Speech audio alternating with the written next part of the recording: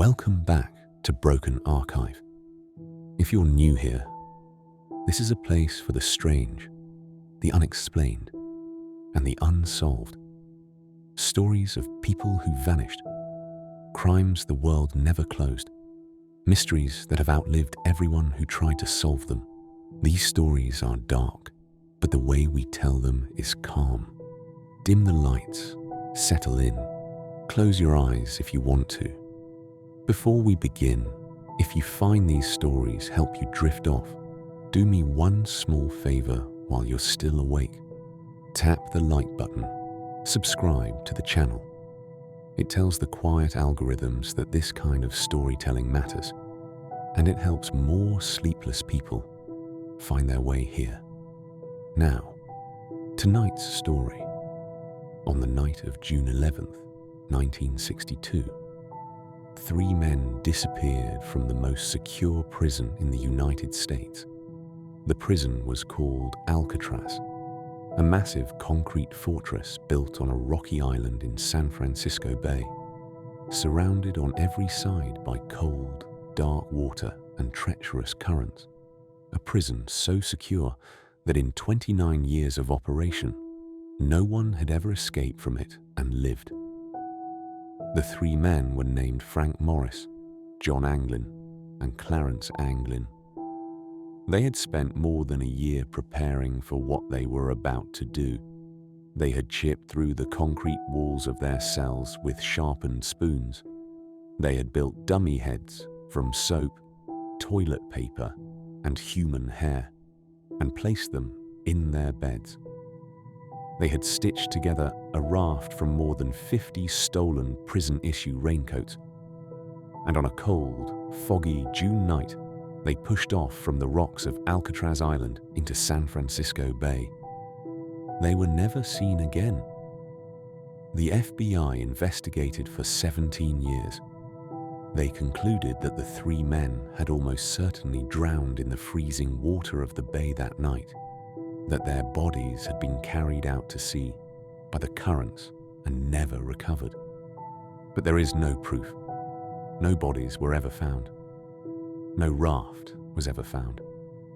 And for the past 63 years, postcards, photographs, letters, and family stories have surfaced from around the world, all suggesting that the 3 men may have survived, that they made it to shore, that they lived out their lives under other names in other countries, watching the news for the rest of their lives, waiting for the knock at the door that never came. The case is still officially open.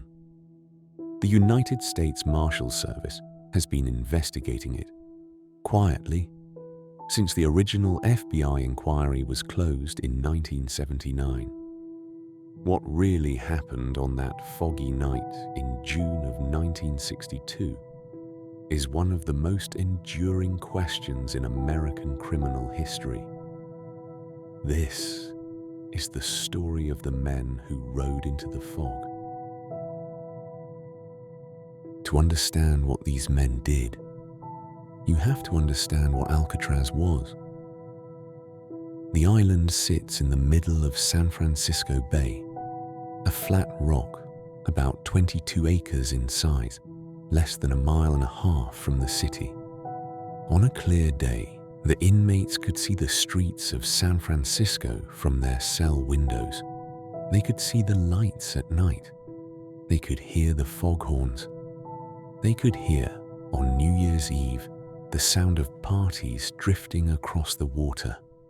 The prison itself had been built in the 1850s as an army fortification. In 1934, it was converted into a federal penitentiary, a place to send the most dangerous and disruptive inmates in the American prison system. Men who had escaped from other prisons, men who had attacked guards, men the government wanted to lock away and forget. The walls were thick concrete, the bars were steel. The guard towers covered every angle of the island. The water around it was patrolled by Coast Guard boats. But the real prison wall was the bay itself. San Francisco Bay is cold. Even in the summer, the water rarely climbs above 60 degrees Fahrenheit. The currents are powerful, pulling in different directions as the tides shift. The fog rolls in heavy and thick, especially at night. Anyone who tried to swim from Alcatraz to shore would have to fight the cold, the current, and the dark. The official position of the Bureau of Prisons was that escape from Alcatraz was impossible. 36 men had tried over the years. Some had been shot by guards. Some had been recaptured. Some had drowned and washed ashore. None had ever been confirmed to have made it to the mainland alive. In 1960, 3 men arrived at Alcatraz who would change that record.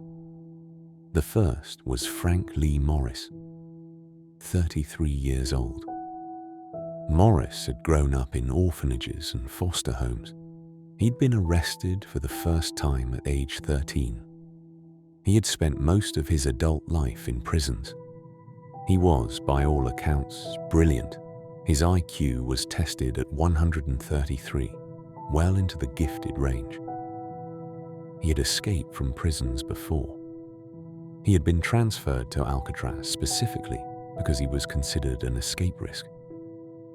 He was quiet, methodical, watchful. Other inmates described him as the kind of man who noticed everything and said almost nothing. The second was John William Anglin, 31 years old. The third was his younger brother, Clarence Anglin, 30. The Anglin brothers were from a farming family in Georgia.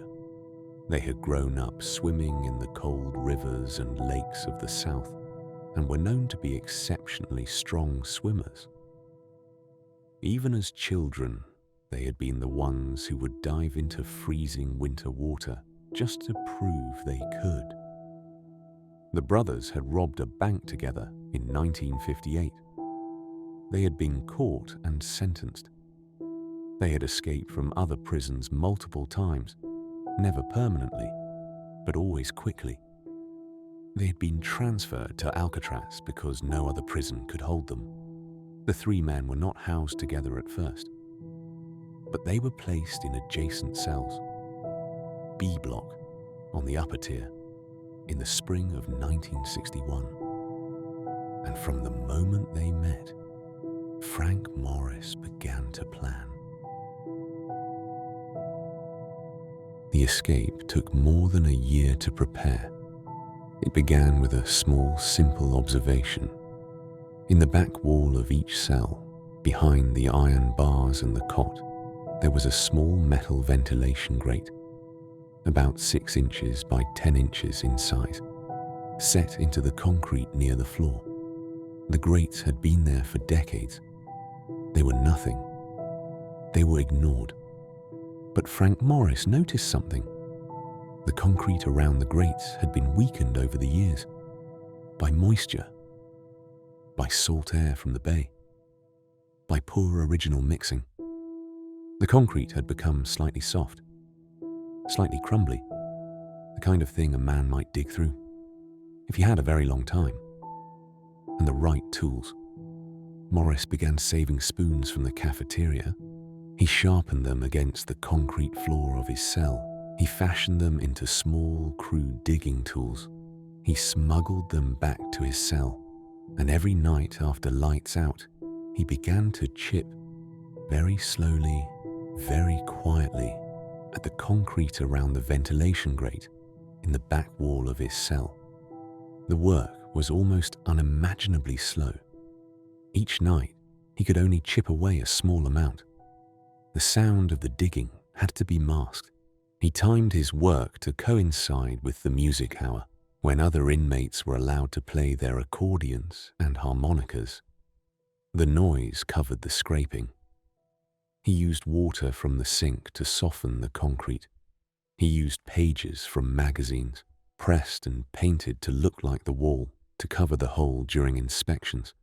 He hid the spoons inside the toilet paper roll and in cracks behind the toilet. Night after night, week after week, month after month, he chipped. By the summer of 1961, Morris had recruited the Anglin brothers. Each of them, working in their own cells, began the same patient work, saving spoons, sharpening them, chipping at the soft concrete around their own ventilation grates, hiding the holes behind magazine covers. A fourth inmate, a man named Alan West, who had befriended Morris, was also brought into the plan. He occupied the cell next to Morris's. He was the one who had originally pointed out the soft concrete to Morris. For nearly a year, the four men chipped through the walls of their cells, inch by inch, spoon by spoon, without ever being caught. By the spring of 1962, the holes were large enough to crawl through. Each man could now slip out of the back of his cell and into a narrow utility corridor that ran behind the cells of B block. The corridor was unguarded. It contained the pipes and the wiring and the ventilation systems of the prison. The men began climbing. Above the cells, the utility corridor opened into a wide, dim space at the top of the cell block. The space was unused, forgotten, a kind of attic above the prison. In this space, after long days of forced labor and meals in the cafeteria, the three men would meet in secret at night. They would crawl up from their cells through the holes they had dug. They would climb the utility pipes. And they would work in the dim space above the prison on the second phase of their plan. They had decided they would need a raft, not a serious boat, just something that could carry three men across 1.5 miles of cold water, long enough to get them to shore or to a passing vessel or to anywhere that wasn't the island. They stole more than 50 prison-issue rubber raincoats from the laundry over the course of months. They cut and stitched the rubber together using techniques they had learned from clandestinely reading old issues of Popular Mechanics magazine. They glued the seams with rubber cement they had stolen from the prison workshop. They built crude wooden paddles. They built life vests for each of the three of them. They hid the raft, when it wasn't being worked on, in the dim attic space above the cells, where no one ever looked. And then, because they would not be able to take their work with them through the holes the morning after their escape, they had to find a way to delay the discovery of their absence. They built 3 dummy heads. Each head was made from a soap and toilet paper paste painted with flesh-colored paint stolen from the prison art supplies. Each head was given real human hair, collected quietly from the floor of the prison barbershop over many weeks. Each head was given closed eyes. Each was carved to roughly match the face of one of the escapees.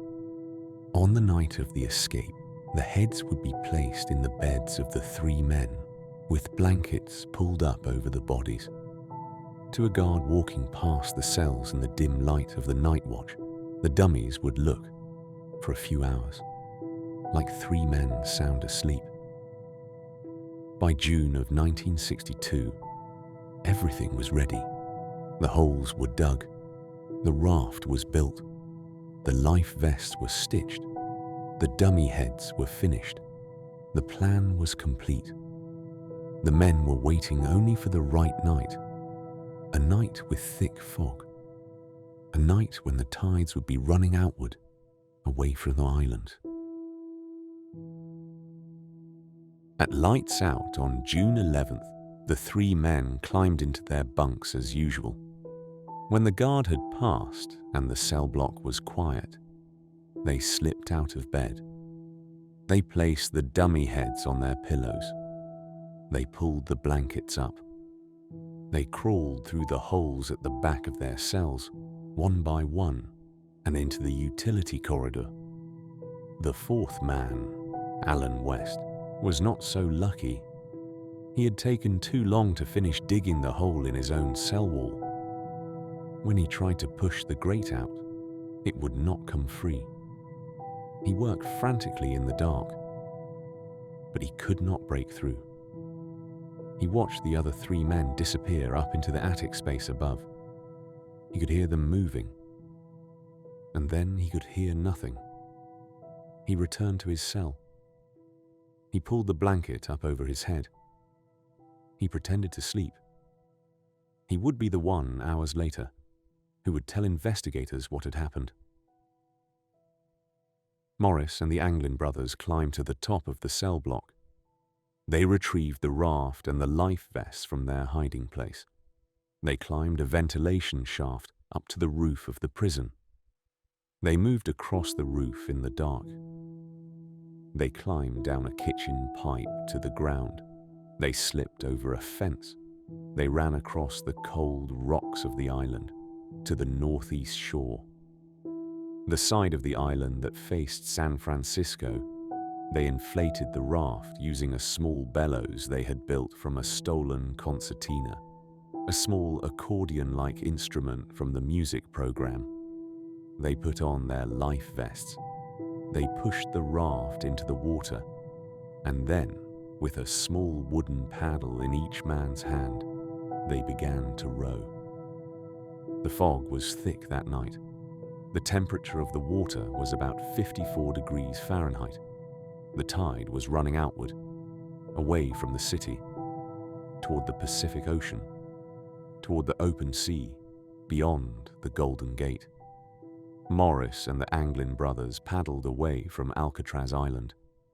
They were last visible from the rocks they had pushed off from, as three small dark shapes against the grey water, fading into the fog. And after that, we do not know what happened. The escape was discovered the next morning, at the 7 a.m. count. A guard noticed that one of the men in B block wasn't responding to his name. He reached through the bars and touched the inmate's shoulder. The dummy head rolled off the pillow and onto the floor. Within an hour, the prison was in lockdown. Within 2 hours, the FBI and the Coast Guard and the San Francisco police were searching the bay. Within a day, every law enforcement agency on the West Coast had been notified. They searched the water.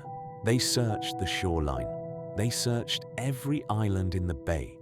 They interrogated Alan West. They posted wanted notices. They alerted ports and airports and border crossings. They found eventually a few things. A paddle washed ashore on Angel Island. A homemade life vest was recovered floating in the bay.